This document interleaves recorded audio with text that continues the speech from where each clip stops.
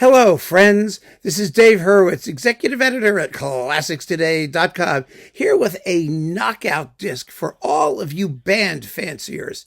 And I mean, seriously, who isn't a band fancier? Well, those of you who are real aficionados already have this. But if you're budding or, thinking you might want to get into it, get this.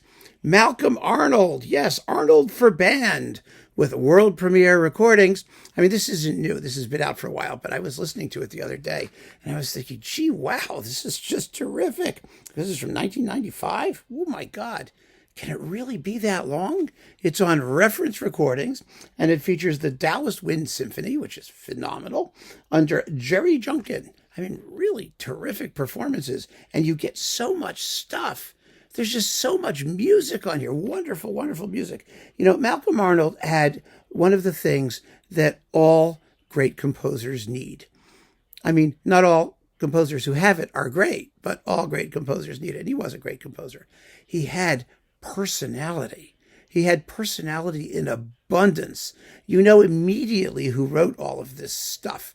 Just listening to a minute of it, it's so much fun. So what do you get? Let's see. You get, first of all, the 4 Scottish dances, which I played in band. Oh, what fun. Especially the finale with those wonderful whacks on the tam-tam and then the fast change to cymbals. It's going whack, whack, oh, it's so much fun. I can't even tell you how much fun it is.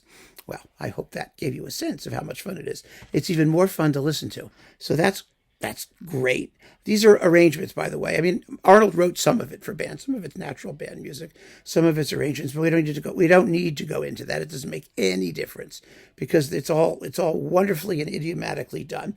Then you get some marches. He wrote a bunch of wonderful marches. Overseas, his Opus 70.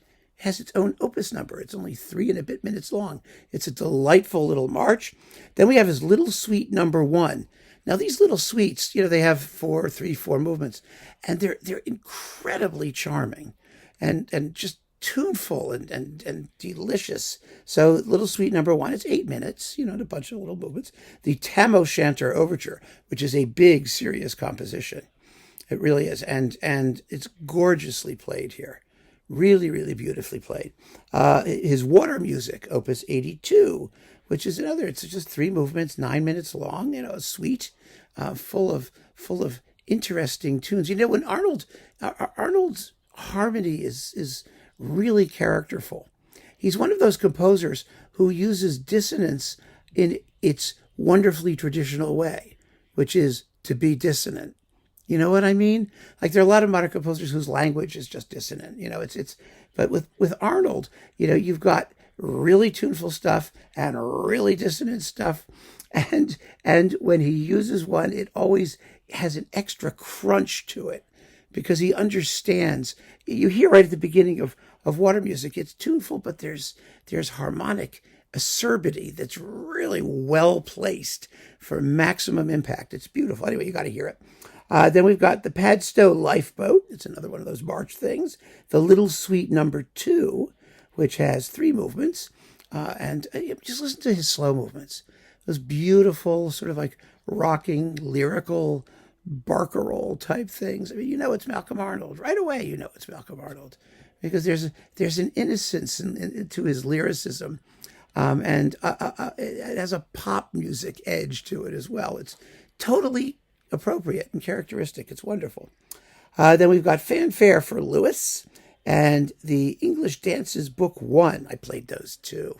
Oh God, the English dances are fun. All of his dances. He did English, Scottish, Welsh. They were his answer to the Brahms Hungarian dances and the Dvorak Slavonic dances. They're just incredible pieces. And we have HRH, the Duke of Cambridge March to wrap things up. It's 66 minutes and 24 seconds of pulsating, vibrant, virtuosic music for wind ensemble. Really, really great. And of course, the sonics. This is a Professor Johnson recording, one of those reference recording sonic spectaculars with rich bass and a warm ambience and incredible clarity of texture.